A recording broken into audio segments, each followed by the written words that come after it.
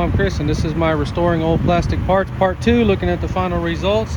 So the point is, we have plastic parts that are still in really good shape, and instead of spending money, we can figure out a process to make them look like they are new plastic. Those fender flares look to be new or newish, and they're probably 10-15 years old. They've had the plastic faded down.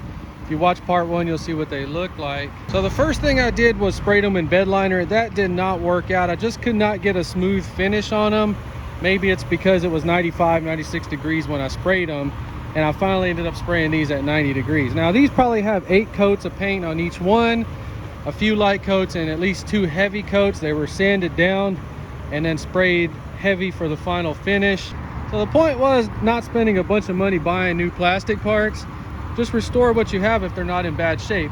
If just one of those fender flares would have been damaged, I would have bought a new set. They are $200, free shipping all over the internet. See, the hood latches are kind of faded, and after we sprayed the mirror bases, they turned out real nice. They look perfect. This was already in real good shape, and then the windshield wipers came out real nice.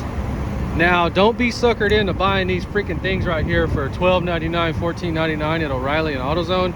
Go to Napa and they will have the old prices, $5 each one, $4.99. I did have to drive 30 miles to get them, but it was worth it. So it cooled down a little bit in Houston, Texas, but still not enough to take the top down.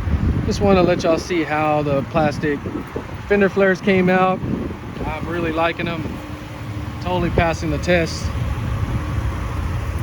So the whole point is, if you got some old plastic parts, try what you can to save them, and you'll be happy like me whenever you save $200. Just want to show you the Jeep and how those fender flares came out.